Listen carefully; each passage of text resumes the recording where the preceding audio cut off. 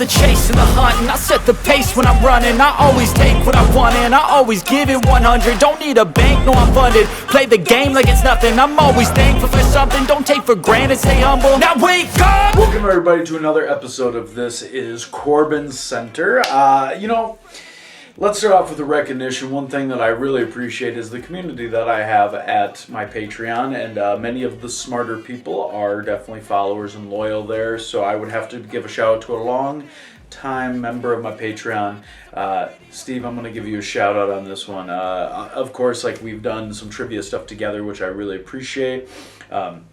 We've done some fun stuff, and you do a lot of great media stuff, so I'm giving you a big shout out, and I appreciate the support. Now, when it comes to support, the place that I could not look to give any recognition to is TRF. Let me jump right into this real quick. Let's go up to Destination Pro, and let's talk about the weekend that was. Going up to Destination Pro was a big weekend for them, and should have been a bigger weekend for me, but I have a lingering problem that's been basically just a thorn in my side for so long, and that is you, Josh Price.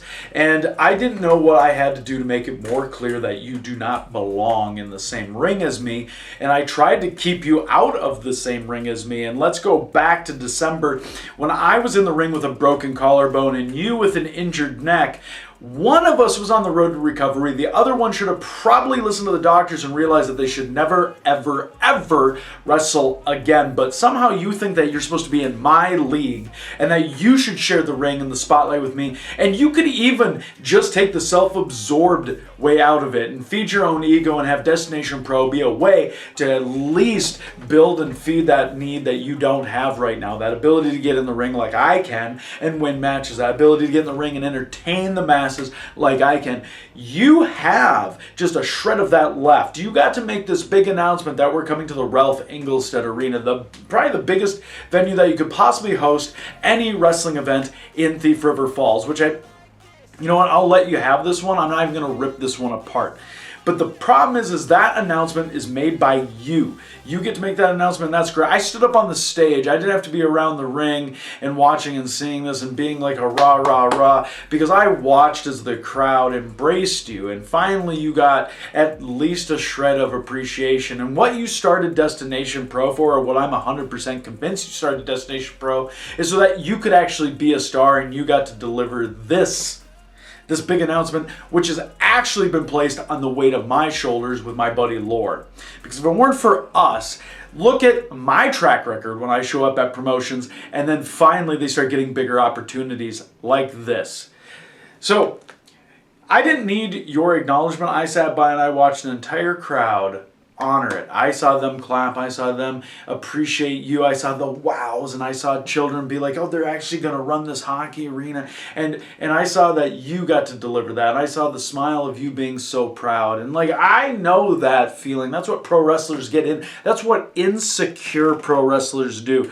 They get in the ring, they make announcements that is based on the hard work of others like me, and they take credit for it. Now, Destination Pro, let me be perfectly clear to you, Josh. Destination Pro could have just been your little family satisfaction project. Now, the problem with that is when you make things personal, some people have a problem with your family. And you might think that I was a menace, and some of the people in Thief River Falls who think I went too far. When your own dad, senior official Jerry, got involved in mine, look, he counted the 3. That's great. That's where it should have stopped. But he had to stick around and prevent me from trying to take out a country bumpkin who represents the entire TRF community. At least what I see, a smelly hillbilly. And I was going to put him out of his misery just like I did to you, the very exact same way.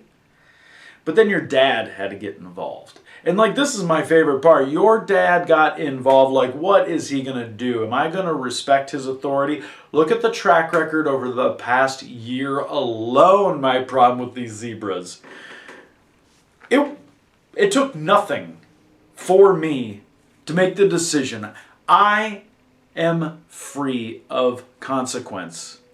You could have gotten rid of me a long time ago, but you knew that you needed me at Destination Pro to be able to make this big announcement.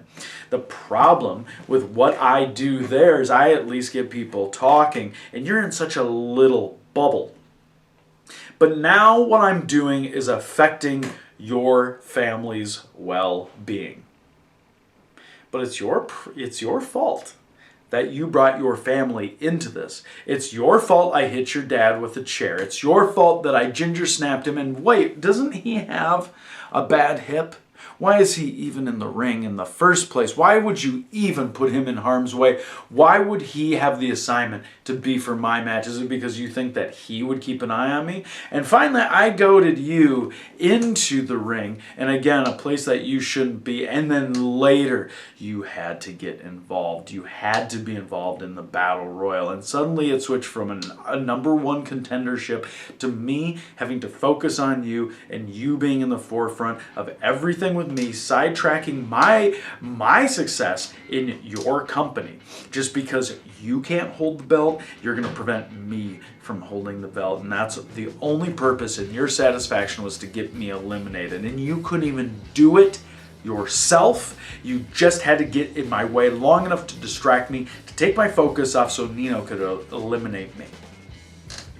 But you didn't win either, and that is exactly the problem that I have with you and I and Destination Pro. There is no win-win, because what are you going to do? What exactly are you going to do? Are you going to give me the opportunity I deserve at your biggest show? Probably not.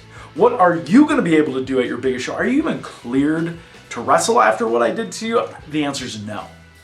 I know the answer is no. I know it is. Otherwise, you would have been in that battle royal. You would have been trying to win the number one contendership, and you would have been announced, and you would have tried to go after Ryan Cruz. That's what you would have tried to do, but instead you went after me because you can't even focus on the fact that you can't even win the top prize of your own promotion that you created. You made this a family affair. And I said it. I have no problem going after family. Don't you have 3 others left? I mean, they're not a part of the show, but they're always around. 2 of them are kids, and we all know how I feel about kids. But here's what happens when you keep dragging family and making them sacrifice for your dreams. I ginger snap it back to reality. I know you're going to see this, and I know that you're going to have words for me, and I know that we're coming back on December 16th. What's left for you to do to stop me? Nothing. But now that that's all addressed, obviously, Freelance, I'm going back. Now, I scored a victory last time I was in Freelance. Look at that. Look at that way I segued there. Look at that. Look at that. That's how fast I can move on, Josh. That's how fast I can move on. But now I'm going back for a first time ever matchup where I go against Dylan McQueen, and I have had my mind set on winning. And I'm going to win here again, too. Now, I'm looking at every single top championship. That's what I want. That's what I want to claim. That's what I want to do. That is my goal at Freelance. And I'm going to keep my winning ways going. And then I have a big match that just got announced for Timebomb Pro, going back up to Timebomb on the 12th. I am excited about this one. More so the return to go up there and kind of right a couple wrongs. But you would think that a guy like Brandon Gore would fit in perfectly in a place like North Dakota. I mean, like when you think of like conspiracies and all these crazy wackadoos that just go and live in the middle of nowhere, you would feel that Brandon Gore would fit right in.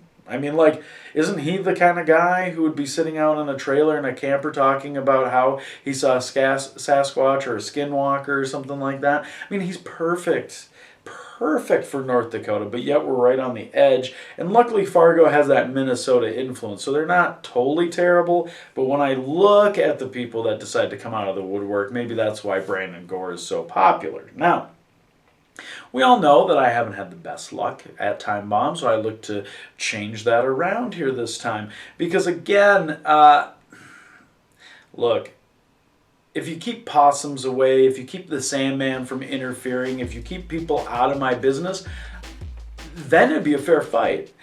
But Brando, I'm going to make a challenge to you. Hopefully, you know, your tinfoil loyal posse won't be showing up here and trying to help you with this big match, right? Think you could do this one-on-one? I mean, I don't think you can beat me one-on-one. And that's a challenge that I'm making to you. So we have that all said and done. Now let's look at some of the other stuff that's my upcoming schedule here. Obviously, we're going to have some events that are going to be announced as the fall goes on. I'm actually kind of really appreciating being able to have my head above water. This summer was pretty wild. You know, rest of September's kind of done here, so we go to October. I talked about Timebomb. I'm going to go back to Battleground in October. I have Heavy Halloween that's coming up. I'm going to have Freelance then. November, I make a debut for Madhouse Wrestling. That's pretty exciting. And then December, we're getting into the holiday season. So I have to ask you with one question. We are 3 months away from the Christmas season. Have you started thinking what you're going to put under your tree for Darin Corbin? Have you started thinking about what kind of gifts you're going to get me? Start thinking about it. Maybe here, let me throw up my mail here. Let me throw up my P.O. box. If you want to send me anything early gifts, that's great. Halloween seasons, that's great. Thanksgiving, that would be great. And Christmas, because nothing would show your appreciation more for me than to share a little love and gifts for me. Don't be cheapskates. Don't be prudes. Show your favorite redheaded wrestler how much I mean to you for all the content I create for you and all the memories that I make. And we will join again next week on This is CorbinCenter.